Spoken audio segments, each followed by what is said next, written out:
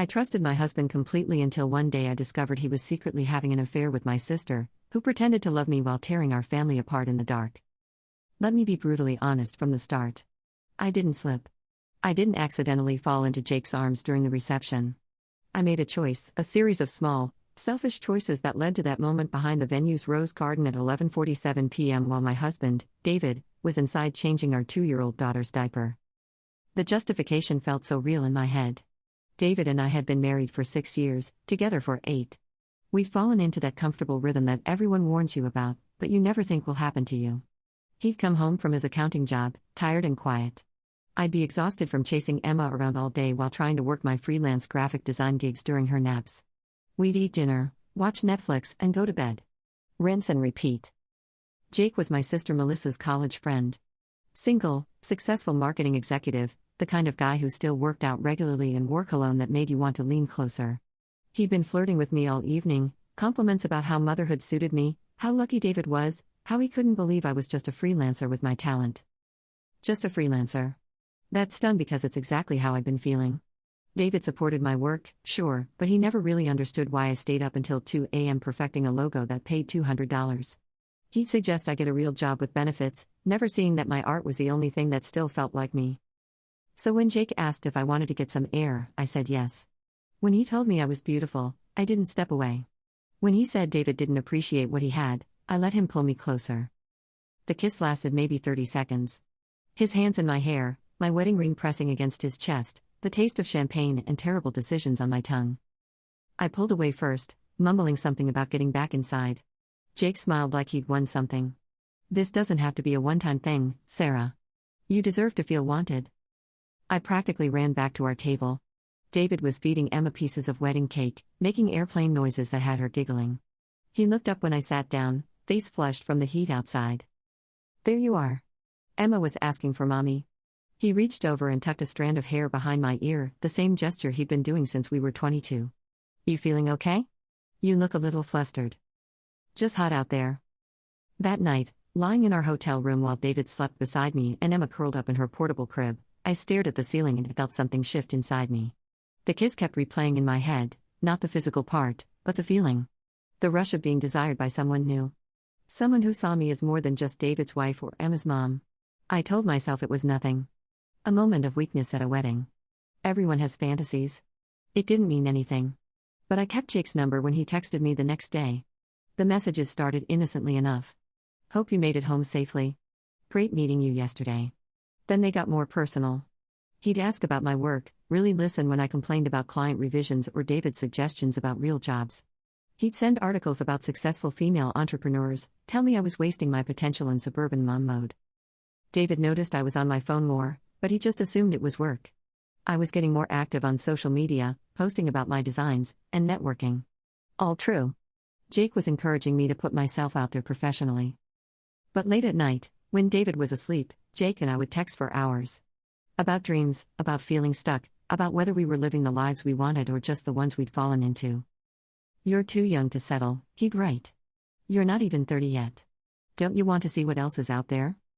I started paying more attention to everything David wasn't. He didn't notice when I got my hair done. He'd rather watch ESPN than the design shows I loved. He was content with our small house, our quiet life, our predictable routine. Jake lived in a downtown loft. He traveled for work, had stories about client dinners and networking events, and conferences in cities I'd only seen in movies. He'd send pictures of restaurant views, hotel bars, and airport lounges. Freedom. The first time we met for coffee was 3 weeks after the wedding. Just as friends, I told myself. Just networking. Jake looked even better in daylight, dressed down in jeans and a sweater that probably cost more than our monthly grocery budget. He asked about Emma, about David, like a concerned friend would. But when he reached across the table to touch my hand while I was talking about feeling lost in motherhood, I didn't pull away. You're not lost, he said. You're just in the wrong place. We talked for 2 hours. He offered to introduce me to some potential clients, people who could launch my career. All I had to do was come to a networking event with him next week. Professional development. I said yes. I started planning what I'd wear, how I'd explain the evening to David. Work opportunity. Building my client base. Investing in our future. All true statements that felt like lies. That night, David found me researching the restaurant where the networking event was being held. It was the kind of place we'd never been, the kind of place you needed a reservation and a babysitter and an outfit that cost more than our car payment. Fancy, he said, looking over my shoulder. Special occasion? Just a work thing. Potential client meeting. He nodded, distracted by something on his phone. That's great. You should go. The casual support, the complete trust, the way he didn't even ask questions. It made my stomach twist with something that might have been guilt if I'd been ready to name it yet. Instead, I closed the laptop and went to check on Emma. She was fast asleep, her little hand curled around the stuffed elephant David had bought her at the zoo last month. The elephant I'd barely noticed because I was too busy texting Jake about how trapped I felt. Standing in my daughter's doorway, looking at her perfect sleeping face, I knew I was about to cross a line I couldn't uncross. I knew this wasn't about networking or career development or professional growth. But I also knew I was going to do it anyway. Because Jake was right. I was too young to settle. I deserved to feel wanted. I deserved more than a husband who forgot to notice my haircuts and a life that fit in the palm of a suburban routine. I deserved better than what I had. Or at least, that's what I kept telling myself as I picked out a dress David had never seen me wear and counted down the days until I could feel like someone worth wanting again. The networking event was in 5 days. I had 5 days to change my mind. I didn't. The networking event was everything I'd imagined and nothing like I'd expected. Jake picked me up at 7 p.m. sharp, because I told David the first was carpooling with a colleague to save on parking downtown. Not technically a lie, but the first of many truths bent so far out of shape they might as well have been fiction. He looked incredible. Dark suit, expensive watch, the kind of confident smile that made me remember why I'd kissed him at Melissa's wedding in the first place. When he opened my car door, his hand lingered on my lower back just a second longer than necessary. You look stunning, he said, and I felt stunning. The dress I'd bought specifically for this night hugged in all the right places, made me remember I had a body that wasn't just for carrying children and enduring sleepless nights. The restaurant was exactly as upscale as the website had promised. Dim lighting, exposed brick, and the kind of cocktail menu where nothing costs less than $15. Jake introduced me to marketing directors, creative agencies, and potential clients who seemed interested in my portfolio. For the first hour, it was networking. Professional conversations about brand identity and digital marketing strategies. I handed out business cards, set up follow-up meetings, and felt like the successful creative entrepreneur I'd been pretending to be on social media. But then Jake's hand found mine under the table during dinner. Our knees touched. When I laughed at his stories, he'd lean closer, his breath warm against my ear as he pointed out people across the room. See that woman in the red dress? She's the creative director at Morrison & Associates. You should talk to her after dinner. What about the man she's with? Husband number 3, I think. Maria doesn't let marriage slow her down. The casual way he said it, like marriage was just another accessory you could change when you got bored with it. Like commitment was something that happened to other people, people who settled for good enough instead of holding out for great. By the time dessert arrived, we weren't talking about work anymore. Jake was telling me about his last relationship, how it ended because she wanted him to settle down and get serious when he was finally hitting his professional stride. I'm not against marriage, he said, swirling wine in his glass. I just think too many people use it as an excuse to stop trying. Stop growing. Stop being interesting. The implication hung between us like smoke. Stop being interesting. Is that what I'd done? Traded interesting for stable, excitement for security? At home, David would be giving Emma her bath right about now. /prosody. /speak, reading her the same 3 books she insisted on every night, tucking her in with a stuffed elephant, probably falling asleep on the couch watching whatever game was on. Safe. Predictable. Boring. I should probably head home soon, I said, not meaning it. Of course. But maybe one more drink? There's this great hotel bar around the corner. Much quieter than this place. I knew what he was asking. I knew what I was agreeing to when I nodded. The hotel bar was dimly lit, nearly empty on a Thursday night. We sat in a corner booth that felt miles away from the real world, from my real life. Jake ordered something expensive, I asked for wine, and we talked like we'd been doing this for years. He asked about my marriage in the careful way people ask about terminal illnesses. How long had we been together? Were we happy? Did I feel fulfilled? David's a good man, I said, the wine making me more honest than I should have been. He's stable, reliable, a great father. But I feel invisible sometimes. Like I'm playing a role I auditioned for when I was 22, and now I'm stuck in it forever. David's wife? Emma's mom. The woman who gave up her big city dreams for suburban reality. Jake reached across the table and took my hand. You don't have to be invisible, Sarah. You're the most vibrant person in any room you walk into. David would have to be blind not to see that. Maybe he is blind. Or maybe I've just gotten good at disappearing. You're not disappeared. You're just with the wrong person. The words hit me like cold water and warm whiskey at the same time. Wrong person. 8 years of my life, a marriage, a child, a mortgage, all with the wrong person. I should go, I said again, but I didn't move. Jake's thumb traced circles on my palm. You could come up to my room. Just to talk. Away from all the noise. This was it. The moment where I could still walk away, still go home to David and Emma, and pretend this was all just harmless flirtation. Still save my marriage, my family, my life as I knew it. Instead, I nodded. His room was on the 15th floor, city lights spread out like promises through the floor-to-ceiling windows. Jake poured wine from a bottle he'd had waiting, and we sat on the couch like this was normal, like I was single, like I was free to make choices that only affected me. I keep thinking about that night at the wedding, he said. Jake. Do you regret it? The honest answer was no. I regretted the guilt, the complications, and the way it had made me look at my marriage like a prison sentence. But the kiss itself? The feeling of being wanted by someone who saw me as more than just a collection of roles and responsibilities? No, I whispered. He kissed me again, properly this time.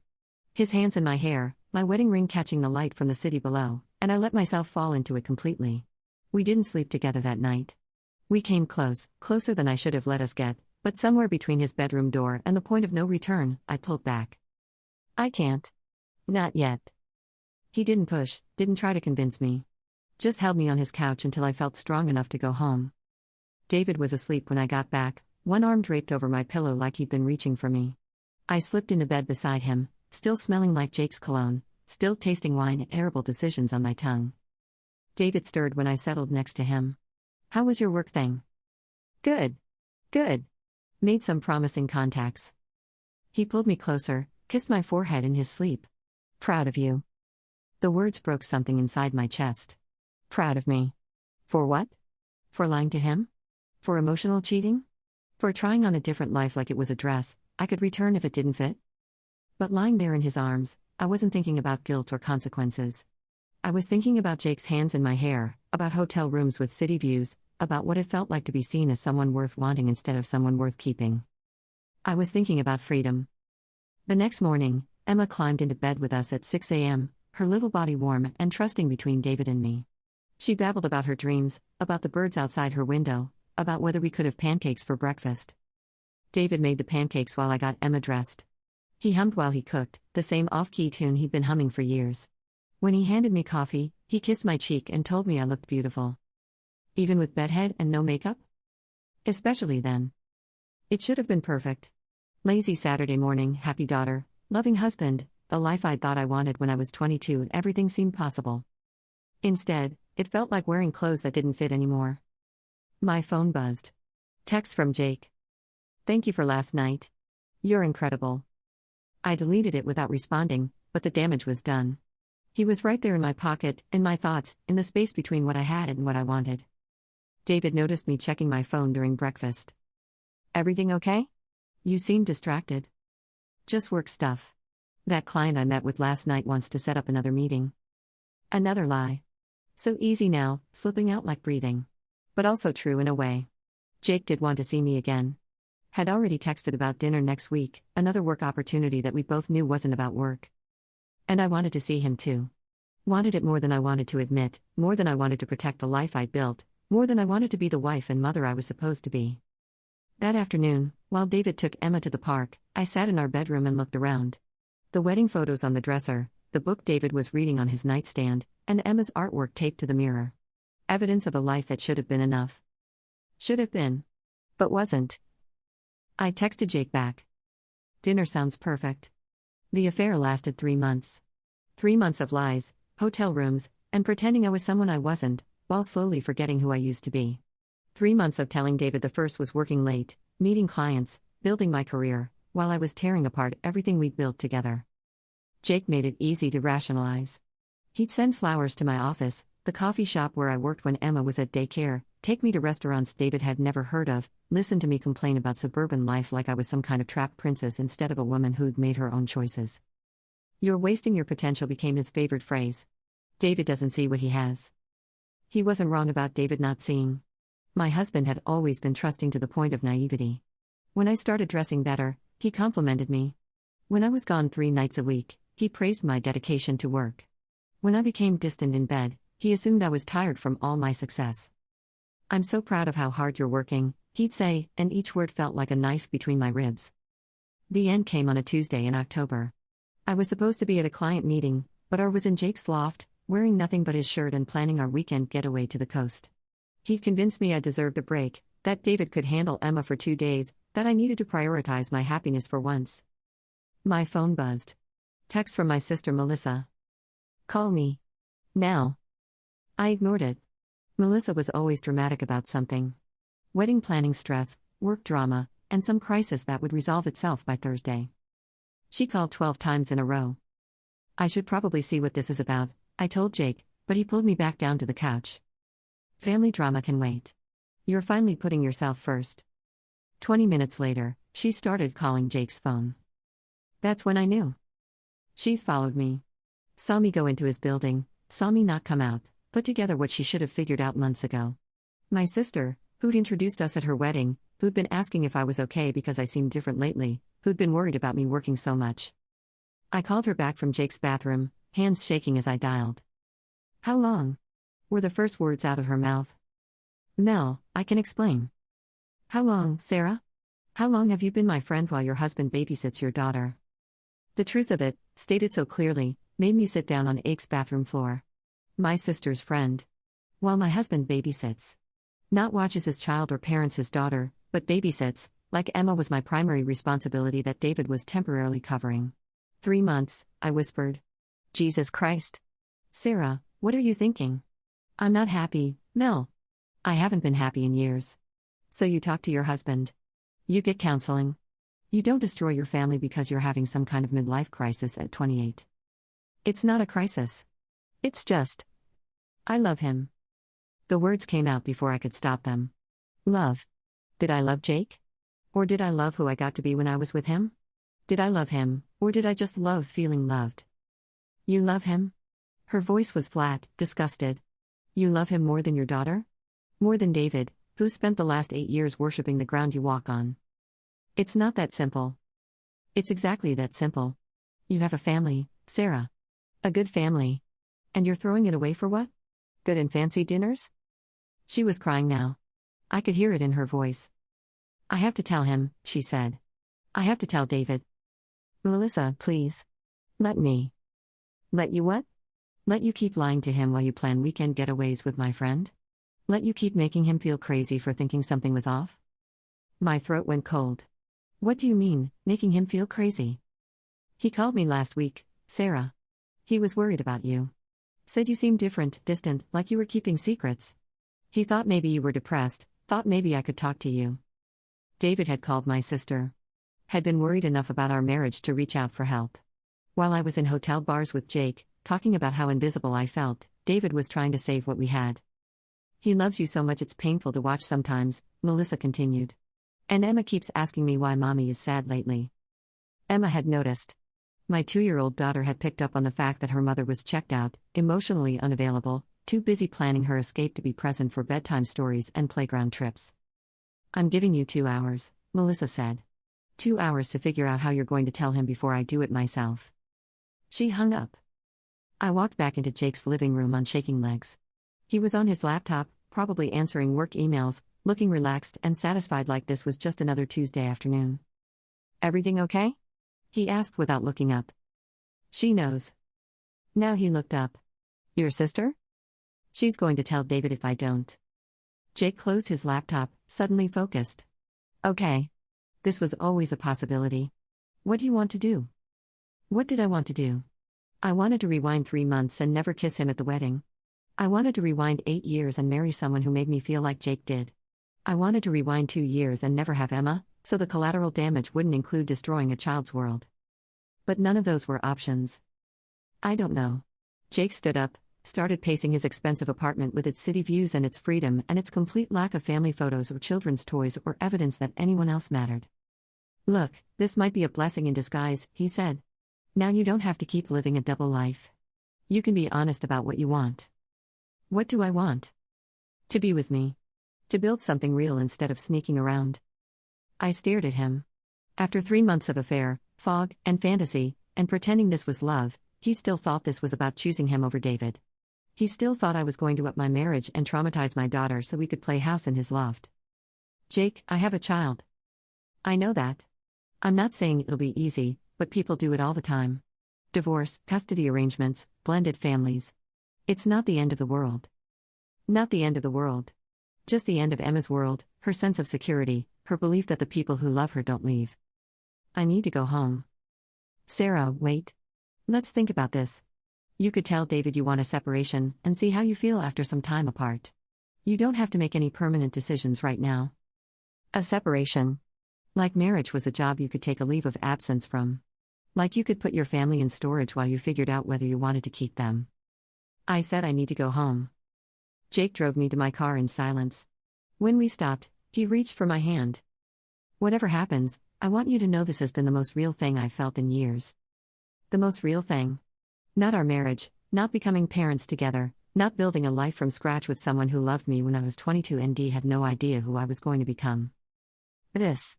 Sneaking around, lying to everyone who cared about me, and prioritizing my desires over my daughter's well-being. This was real. I went home. David was in the kitchen making Emma's lunch, cutting her sandwich into triangles the way she liked. When he saw me, his face lit up like it always did, like coming home to him was the best part of his day. You're back early. How was the client meeting? David, we need to talk.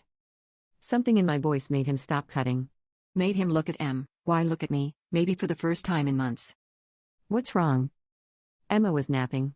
The house was quiet except for the sound of my marriage ending. I told him everything. The wedding, the texts, the lies, the hotels, Jake. All of it. I watched 8 years of trust crumble in real time across his face. He didn't yell. Didn't throw anything or storm out, or demand details. He just sat there, hands folded on the kitchen table where we'd eaten thousands of meals together, and took it. When I finished, he was quiet for a long time. Do you love him? The question I'd been avoiding for 3 months. I thought I did. And now? Now I think I love the idea of him. Of being someone different. Someone more exciting than who I am with you. David nodded like this made sense, like he'd been expecting this answer for weeks. And what do you have with me? What did we build together? That's not exciting enough? I wanted to say no, it wasn't. Wanted to explain how I'd felt invisible, unappreciated, trapped in a life that was too small for who I thought I could be. But sitting across from him in our kitchen, looking at the man who'd loved me consistently for 8 years, who'd supported my dreams even when they didn't make financial sense, who'd never once made me feel like I was just anything. I realized the problem wasn't him. The problem was me. I'd been so busy looking for external validation, for someone to make me feel special, that I'd forgotten how to find that feeling inside myself. I don't know how to come back from this, I said. Neither do I. Emma woke up crying from her nap. David went to get her, and I heard him singing softly in her room, the same lullaby he'd sung since she was born. When he came back downstairs with her, she reached for me like always. Mama. I took her, buried my face in her soft hair, and started crying. Real crying, the kind that comes from your bones. What's wrong with Mama? Emma asked David. Mama made some mistakes, he said quietly. And now we have to figure out how to fix them. But we couldn't fix them. 3 months of lies don't just disappear because you're sorry. Trust doesn't rebuild itself because you finally understand what you've lost. David asked me to leave that night. Not permanently, just for a few days while he figured out what he wanted to do. I packed a bag and went to a hotel, not Jake's loft, because seeing him would have meant admitting this was all for nothing. The divorce papers came 6 weeks later. David was kind but thorough. Custody schedule, asset division, the formal dissolution of everything we'd built together. I signed them on a Tuesday in January, sitting in a lawyer's office that smelled like coffee and broken promises. Emma adjusted better than I expected and worse than I'd hoped. She stopped asking when Mommy was coming home, but she also stopped calling for me first when she got home. She'd run to David, and I became the parent she saw every other weekend and Wednesday nights. Jake called a few times after everything fell apart, but I never called him back. Melissa was right, I hadn't loved him. I'd loved the fantasy, the escape, the feeling of being someone worth leaving everything for. But the person I'd left everything for was gone as soon as the fantasy ended. Now I live in a one-bedroom apartment across town from the house where my daughter sleeps in her bed every night. I see her 4 days a month, and every time she leaves to go back to Daddy's house, I remember that I chose this. I chose Jake's hands in my hair over Emma's hands in mine. I chose hotel rooms over bedtime stories. I chose feeling wanted by someone who barely knew me over being loved by someone who knew everything and chose me anyway. The worst part isn't the loneliness or the guilt or even the way people look at me now that the story has gotten around our small town. The worst part is that I got exactly what I thought I wanted. I'm free now. No husband to disappoint, no daily routine to feel trapped by, no suburban life to escape from. I'm free, and I've never been more trapped in my life. Because the prison I thought I was living in was home, and I burned it down to feel important for 3 months. They say you don't know what you have until it's gone, but that's not quite right. I knew what I had, I just didn't think it was enough until I had nothing left to compare it to.